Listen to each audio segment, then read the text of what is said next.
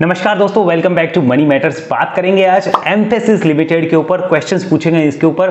Last year जब मैंने IT stock पे वीडियो बना के आपको बताया था कि जेंसार को बहुत तरीके से देख सकते हैं, मैं 200-220 की रेंज में ले रहा हूं, 400-500 जाएगा।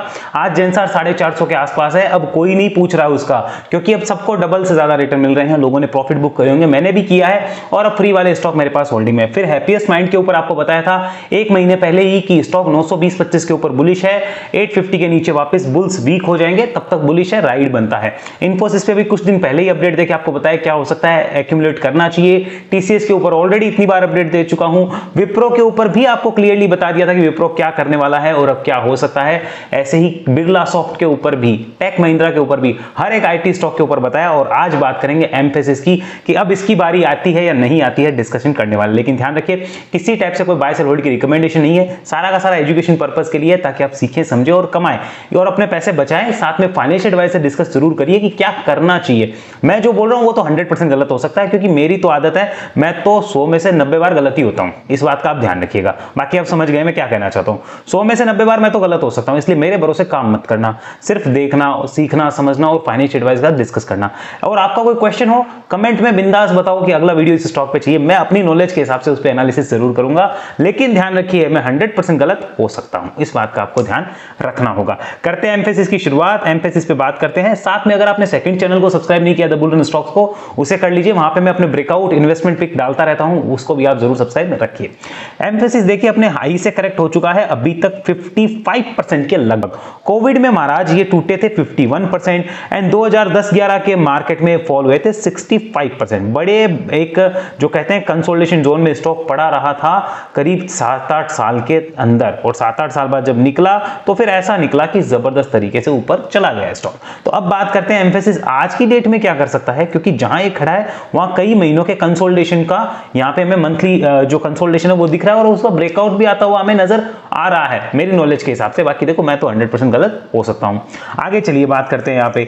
यहां पे देखते हैं कि इस स्टॉक के फंडामेंटल्स कैसे हैं। पहले फंडामेंटल, फिर बात करेंगे टेक्निकल्स के ऊपर और कंक्लूजन निकालेंगे कि चार्ट पे चर्चा आखिर बोलती क्या है। फंडामेंटल्स देखिए 41,000 करोड़ की मार्केट कैप है लगभग जब ये वीडियो शूट हो रहा है तब। स्टॉक का P25 के लगभग है, अच्छा माना जाएगा। ROE बहुत बढ़िया है, बहुत बढ़िया कहे जाएंगे। प्रोमोटर्स की होल्डिंग 55-56 से अच्छी मानी जाएगी। डेट टू इक्विटी रेशियो 0, बहुत बढ़िया।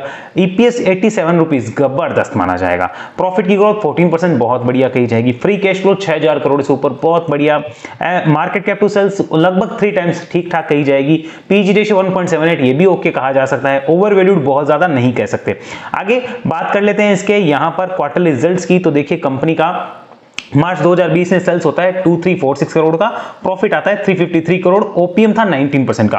राइट नाउ ओपीएम है 18%, सेल्स है 3361 और यहां पे प्रॉफिट है 405 करोड़ का। पिछले 4 क्वार्टर से 400 करोड़ से प्लस के प्रॉफिट है, लेकिन फिर स्टॉक चलता क्यों नहीं है? क्योंकि ऑलरेडी सब कुछ पहले से मार्केट को पता होता है, उस हिसाब से वैल्यूएशन मिल गए, फिर करेक्शन आते हैं। लेकिन ये बात रिटेलर को नहीं समझ आती। वो कहता है अब रिजल्ट आया अब गिरना चाहिए, या अब रिजल्ट आया अच्छा तो अब बढ़ना चाहिए। नहीं होगा ऐसा, पहले ही काम हो जाएगा। बहुत रेयर केस होंगे, 100 में से 80 बार ऐसा ही होगा कि पहले ही दिख जाएगा चार्ट पे, और जब शेयर अच्छा चलेगा उससे पहले ही चार्ट पे वो दिख जाएगा और रिजल्ट आएगा बढ़िया, उसके बाद आपको लगेगा अब गिर क्यों रहा है। और 20% टाइम ऐसा होगा कि रिजल्ट बढ़िया आने के साथ बढ़िया मूव आता है, वरना 80% टाइम रिजल्ट बढ़िया आएगा तो भी शेयर गिर जाएगा, क्योंकि पहले से सब कुछ रैली आ चुकी होती है।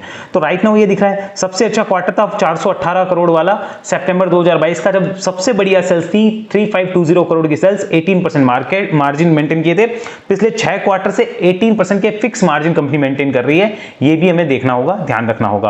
और साथ में इसकी सेल्स ग्रोथ में मुझे कोई कमी नजर नहीं आ रही है। फिलहाल सेल्स बढ़ते ही जा रही है, कोई कमी नहीं है। हाँ, ये मानना होगा कि पिछले 3 क्वार्टर में जो मार्च का क्वार्टर उसमें सबसे कम सेल्स आई, ये बात का हमें ध्यान रखना होगा।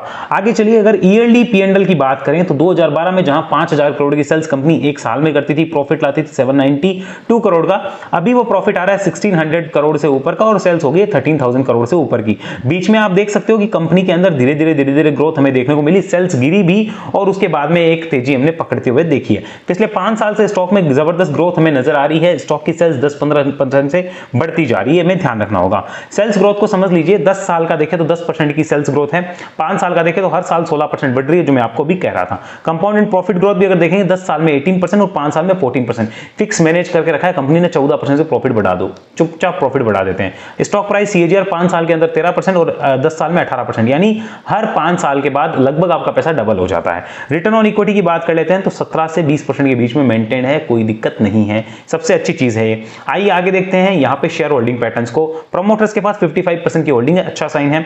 FIIs के पास 17% है, DIIs के पास 21% है और पब्लिक जो इतनी चिल्ला मिच्ची मचाती है उसके पास है क्या, 6% की होल्डिंग है। और ऐसे घबराते हैं जैसे पता नहीं क्या हो गया, क्योंकि गलत प्राइस पे लेते हैं बिना सीखे बिना। एक पायलट है वो बिना सीखे बिना क्या जहाज उड़ा लेता है क्या, लेकिन हम स्टॉक मार्केट में आएंगे पहले दिन से हमें प्रॉफिट चाहिए। और मतलब जैसे कोई हमारे चाचा की दुकान है कि बस प्रॉफिट चाहिए, यहां से वहां भी नहीं मिलेगा। हम अपने पिताजी की दुकान पे जाके भी बैठ जाए ना, वहां भी चाहे पहले दिन से प्रॉफिट मिल जाए, धंधा सीख जाए, नहीं सीख सकते। वहां पे प्रॉपर तरीके से आपको लर्निंग लेनी पड़ती है, पिताजी के साथ बैठ के कुछ तपस्या करते हो तब जाके आपको समझ आता है धंधा कैसे होता है, वरना कोई भी चूना लगा जाएगा। और मार्केट में आपको ऐसे ही चूने लगाते हैं। कौन लगाते हैं? आप उनको ऑपरेटर्स कह लो या स्मार्ट प्लेयर्स कह लो, आपको चूना लगाते हैं। लगाते नहीं, आप खुद लगवाते हैं, ये ध्यान रखिए। आगे समझिए कंपनी का जो रेवेन्यू है वो समझिए कहां से आता है। यूएसए से 81% का रेवेन्यू कंपनी का आता है, इस बात को हमें ध्यान रखना होगा, यानी डिपेंडेंसी वहां है। बट लास्ट ईयर भी मैंने कहा था ये सारी प्रॉब्लम सॉल्व हो जाएगी, फिर देखना आईटी स्टॉक कैसे चलता है। मौका है, मौका है, मौका है। जेंसार तो मेरा फेवरेट था, आज भी है, और देखिए उसमें क्या जबरदस्त मौका मिला है, डबल से ज्यादा कर दिया है। आगे और समझते हैं कि यहां पर इसके अलावा प्रोडक्ट वाइज ब्रेकअप समझो, पैसे कैसे आते हैं। एप्लीकेशन मेंटेनेंस से कंपनी 68% की रेवेन्यू लाती है। बीपीएस सर्विस जिसे कहते हैं बिजनेस प्रोसेस सर्विस, उससे 20% की, और इंफ्रास्ट्रक्चर मैनेजमेंट सर्विस है वहां से 12% के लगभग की कंपनी रेवेन्यू लेकर आती है। इस बात की हमें जानकारी होनी चाहिए। साथ में अगर सेगमेंट वाइज समझ ले इसके ब्रेकअप को तो देखिए कंज्यूमर बैंकिंग 29% है, mortgage 26%, wealth and management brokerage 25%, corporate bank 12% और इन्वेस्टमेंट बैंकिंग है 8%। ये चीजें आपको पता होनी चाहिए कि कहां से कैसे कैसे कंपनी का रेवेन्यू आता है और काम होता है। अब आगे समझिए इसको, अगर मैं यहाँ पे देखना चाहूँ आपके साथ में तो यहाँ पर हम चलते हैं इसके शेयर होल्डिंग पैटर्न पे। तो शेयर होल्डिंग पैटर्न को अगर आप ध्यान से देख लेते हैं तो आपको पता चल ही गया था कंपनी के जो पब्लिक है वो सिर्फ 6% होल्डिंग रखती है। इसके अलावा कोई भी होल्डिंग कंपनी के जो बड़े प्लेयर्स है उसके पास ही है, कोई छोटे प्लेयर्स के पास बड़ी होल्डिंग नहीं है। इस बात को हमें नोट डाउन करना होगा। तो शेयर होल्डिंग पैटर्न भी आपको पता चल चुका है। अब करते हैं चार्ट पे चर्चा, क्लियर इंफॉर्मेशन में वही मिलेंगी। लेट्स डू चार्ट पे चर्चा।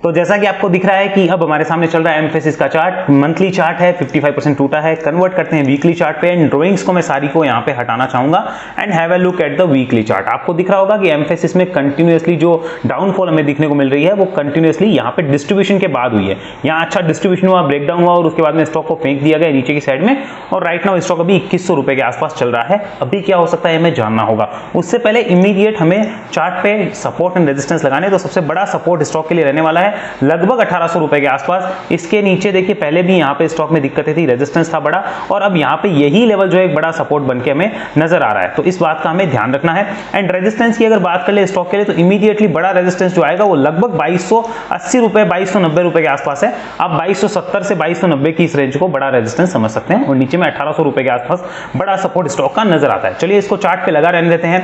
अब यहां से मैं कन्वर्ट करता हूं इसको डेली चार्ट पे। ध्यान से समझिएगा डेली चार्ट पे भी क्या हो रहा है। देखिए स्टॉक के अंदर जो डाउन साइड वेव लग रही थी वो एक रिकवरी मोड में आते हुए में नजर आ रही है। रिकवरी मोड में कैसे, इस वेव को देखिए, एक रिकवरी मोड में आ रही है। साथ में एक चीज नोटिस करिए, ये जो वेव लगी थी ये वाली, इसका हाई और इसका लो, अब इसके अंदर जो पूरा मार्केट है वो कैप्चर्ड है इस वेव के हाई और लो के अंदर। ये तोड़ने जा रहा है इसके हाई को, यानी बुलिश मोमेंटम कंटिन्यू हो सकता है बजाय कि गिरने के। इस बात को हमें नोट डाउन करना होगा। इस चीज को सपोर्ट कौन सी चीज कर रही है, इस चीज को सपोर्ट कर रही है डेली चार्ट पे 200 डेज का ईएमए।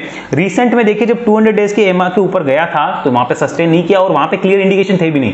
खाली ईएमए नहीं देखा जाता, बहुत सी चीजें देखनी होती है, और ईएमए के हिसाब से भी क्लियर इंडिकेशंस नहीं थे। राइट नाउ ईएमए के हिसाब से क्लियर इंडिकेशन आने की तैयारियां हो चुकी हैं, पॉसिबिलिटीज है, गारंटी नहीं है। गारंटी के लिए टीवी, फ्रिज, कूलर, एसी खरीदो, गारंटी वारंटी मिलती है, स्टॉक मार्केट में नहीं मिलती, ध्यान रखिए। यहां पर देखिए अब यहां पे इंडिकेशंस आने शुरू हो चुके हैं, और इमीडिएटली हमें दिख रहा है कि 2000 के आसपास 200 डेमा भी नजर आ रहा है। जिस हिसाब से निकला है ऐसा नहीं है कि फटाफट से ऐसे रिकवरी मारेगा, नो, नॉट लाइक दैट। मुझे ऐसी उम्मीद नहीं है। मुझे लगता है ये अगर नीचे कोई डिप में मिलता है तो bulls will be ready to accumulate this stock. मैं आपको नहीं कह रहा आपको लेना है, ध्यान से सुनना, bulls will be ready to accumulate this stock. अगर ये कोई डिप देता है 2000 के आसपास की और ट्रेंड अगर वापस रिवर्स होना है, मानो अभी ट्रेंड अप ट्रेंड में कन्वर्ट हो रहा है, अगर वापस रिवर्स होना है, डाउन ट्रेंड में जाना है, तो 1800 को काट दो, फिर से बुल्स वीक हो जाएंगे। कौन वीक हो जाएंगे? बुल्स वीक हो जाएंगे। मैंने आपको नहीं बताया ना आपको लेना है कि नहीं लेना, ये ध्यान रखिएगा, समझे ना। यहां पर चलो अब देखो बुल्स कब वीक होंगे? 1800 के नीचे। और लेंगे कब बुल्स? समझ लो अभी ले रखा है तो होल्ड कर रहे होंगे, या फिर बुल्स अभी आधा लेके बैठे हैं और आधा कब लेंगे? वेट कर रहे हैं थोड़ा सा, भाई तू नीचे आ 2000 के आसपास, तेरे को झपट लेंगे फटाफट। ये बुल्स वेट कर रहे हैं, मेरे को ऐसा लगता है, और मैं 100% गलत हो सकता हूं, ये ध्यान रखना है। और जो ट्रेडर्स है वो भी वेट कर रहे हैं, क्योंकि ट्रेडर्स के लिए टारगेट क्या होगा वो मैं आपको देना चाहता हूं। यहाँ पे ट्रेडर्स अभी क्या कर रहे होंगे, जो बुलिश ट्रेडर्स है वो क्या कर रहे हैं वो दिखाने से पहले एक बार एक चीज और देखिए। यहाँ पे वीकली चार्ट पे चलते हैं और 200 वेमा को भी लगा के देखते हैं। देखिए कोविड के अंदर भी क्या हुआ था, ये देखिए ध्यान से, कोविड के अंदर भी स्टॉक ने क्या किया था, यहाँ पे 200 वेमा के आसपास आया था, फिर स्टॉक ने एक बड़ी रैली पकड़ी। अभी भी 200 वेमा के नीचे आया, क्या बड़ी रैली पकड़ रहा है? मुझे क्या पता, मेरे को नहीं आता, लेकिन इतना पता यार पीछे ऐसा हुआ है। अब देख लेना आप आगे बड़ी रैली पकड़ता है नहीं पकड़ता है। और बड़ी रैली का फायदा क्या? देखो जो ट्रेडर है उनको वैसे ही 10 20 50% लेके निकलना है, उनको कोई स्टॉक से प्यार तो है नहीं कि मुझे इस स्टॉक में काम करना है। और जो इन्वेस्टर उनको वैसे कोई फर्क नहीं पड़ता कि इन्वेस्ट करके बैठे हैं, अगर वो राइट टाइम पे बैठ गए तो उनको वैसे राइड करना है। तो इस बात को आपको ध्यान रखना है कि ये बढ़िया रेंज होती है जब स्टॉक को लिया जा सकता है। ये चार्ट बोल रहा है, this is called behaviour analysis, her chart पे अप्लाई नहीं होता। आगे समझिए, अब ट्रेडर्स के लिए यहां पर जो मैंने जैसा कि मैंने आपको बताया कि जो बुल्स हैं वो वेट कर रहे हैं कि तू भाई एक बार डिप दे तो हम तुझे झपट लेंगे, देगा नहीं देगा मुझे नहीं पता। आगे समझो यहां पर रेजिस्टेंस क्या होगा, 2270 के आसपास, 2270 से 2290 पहला रेजिस्टेंस होगा ट्रेडर्स के लिए, ध्यान रखना है। सेकंड होगा यहां पे 2430 से 2450, ये सेकंड रेजिस्टेंस होगा। तो ट्रेडर्स अगर अभी ले रखे हैं तो वो ट्रेडर्स वेट कर रहे होंगे इन दो के लेवल्स का। कौन? ट्रेडर्स वेट कर रहे होंगे, जो शॉर्ट टर्म और मीडियम टर्म के लिए ट्रेडिंग करते हैं, वो इन दो लेवल्स का वेट कर रहे हैं कि यहां बेचेंगे। उन्होंने पक्का नीचे से लिया है, और जिन्होंने नहीं लिया है, मिस हो गया है, वो वेट कर रहे हैं तो कोई डिप दे फिर बताते हैं, देख फिर झपटते हैं तेरे को, ध्यान रखिएगा। आगे समझना, यहां पर ये ट्रेडर्स की बात हुई। अब लॉन्ग टर्म इन्वेस्टर्स की बात करेंगे, और जिनके पास है वो क्या करे, नहीं है वो क्या करे, उनकी सारी डिस्कशन होगी।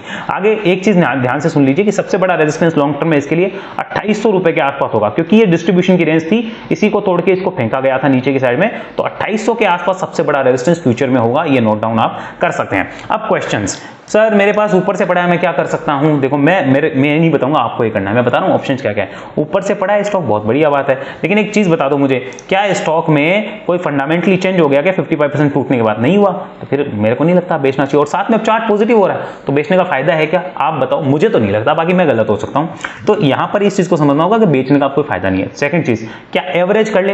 एवरेज करने का मतलब होता है एक बार में पूरा बाय करना, नहीं, एवरेज कभी भी सही सोल्यूशन नहीं रहा है।